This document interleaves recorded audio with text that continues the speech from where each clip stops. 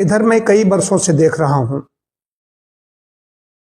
अधिकांश लोग जिनकी 30 या 40 वर्ष की आयु हो चुकी है या इससे अधिक हो चुकी है, वो लोग आते हैं और एक शिकायत करते हैं कि वो सो जाते हैं, अगर हाथ पर बाह पर सिर रख करके सो गए, सुन्न हो गई, थोड़ी देर में ही सुन्न हो जाती है। जरा देर के लिए ऐसे हाथ रख दिया, सुन्न हो जाता है। तो नस नाड़ियों के स्वास्थ्य के लिए, नस नाड़ियों के स्वास्थ्य की रक्षा की बात कर रहा हूं। यदि ऐसा हो रहा है तो क्यों हो रहा है, उन कारणों में जाना पड़ेगा। तो पहली बात है कि हम अपने आहार पर ध्यान देते, आहार में फाइबर पर्याप्त होता है। शाकाहारी आहार जो हम लेते हैं, शाकाहार में फाइबर वैसे ही होता है, लेकिन फाइबर अतिरिक्त लेने के लिए हमें थोड़ा सलाद लेना पड़ेगा, कुछ पत्तेदार सब्जियों का, भाजियों का सेवन करना पड़ेगा, रोटी चोकर युक्त आटे की खानी पड़ेगी। ये स्वास्थ्य रक्षा पर भी, नस नाड़ियों के स्वास्थ्य को ठीक रखने के लिए भी करना पड़ेगा।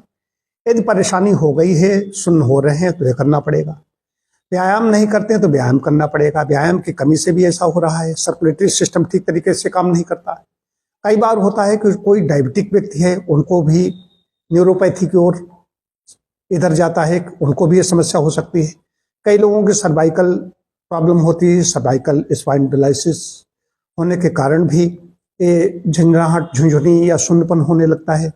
तो अगर ऐसा है तो संबंधित विशेषज्ञ से संपर्क करें, लेकिन पहले ही इतना ध्यान रखें कि जिनको शुगर नहीं है, जिनको सर्वाइकल संबंधी कोई समस्या नहीं है, उनका भी अगर ऐसा हो रहा है तो ठीक तरह से समझ लीजिए कि ये सर्कुलेटरी सिस्टम का, जो रक्त संचरण का रोग है, ठीक तरीके से रक्त संचरित नहीं हो रहा है रक्तवाहिकाओं में, उसकी वजह से सुन्नपन हो रहा है। तो एक तो व्यायाम शुरू कर दें। व्यायाम में ये नहीं कि खाली बहुत भारी भरकम कहीं वेट लिफ्टिंग करना शुरू कर दें। व्यायाम में एक एक अंग का व्यायाम करना है। पैरों के अंगुलियों से लेकर के सिर तक, कानों तक चले जाएं, छोटे छोटे अंगुलियों का, इनका सबका व्यायाम करना पड़ेगा। और फिर इसके साथ बड़े व्यायाम भी हैं, तो उसमें योगासन बहुत अच्छा है। नर्वस सिस्टम के लिए योगासन बहुत अच्छा है।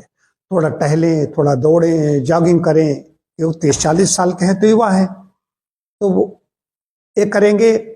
इसके साइकिलिंग कर सकते हैं, स्विमिंग कर सकते हैं, और भी जो करना चाहे अपने ढंग से कर सकते हैं। समय समय पर मालिश करेंगे, मालिश करने से भी सर्कुलेटरी सिस्टम बहुत अच्छा रहता है। और जिनको ज़्यादा परेशानी हो गई तो जो स्वेदन करें। जाड़े के दिनों कहते हैं ज़्यादा परेशानी हो जाती है। जाड़े के दिनों में एक परेशानी का भी कारण है, व्यक्ति पानी कम पीता है और व्यायाम से भी किनारा कर लेता है, खाट पी ठीक रहा है, तो उधर भी मलक्रिया उसकी ठीक नहीं होती।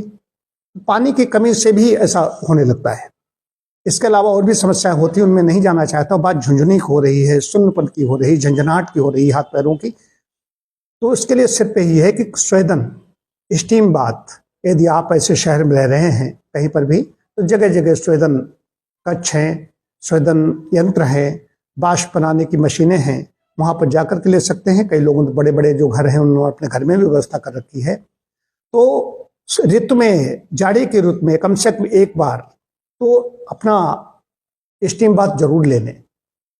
जिनके पास व्यवस्था है वो तो सप्ताह में ले सकते हैं, लेकिन कॉन्ट्राइंडिकेशन है, जिनका बीपी ज़्यादा हाई होगा वो नहीं लेंगे, या ज़्यादा लो है वो नहीं लेंगे, बुखार उखार है वो न लें। तो मालिश करेंगे, आहार लेंगे, आहार में भी थोड़ा सा ओमेगा-3, कुछ ऐसे अखरोट जैसी चीज़ें, कैल्शियम प्रधान भोजन, कुछ सीड्स ऐसे होते हैं जिसमें फोलिक एसिड होता है, कद्दू के बीज हैं, सूरजमुखी के बीज है, वो ये भी लें। नट्स भी लें, सीड्स भी लें, और जो मैंने फाइबर की बात बताई, इतना करेंगे तो इससे आराम मिलेगी।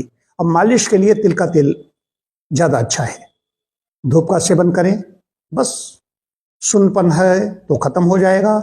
और पहली बात, जिनका नहीं है वो पहले से शुरू कर दें कि उनको ऐसी समस्या नहीं उत्पन्न होगी, और जिनकी समस्या है वो इससे उनको निजात मिल जाएगी।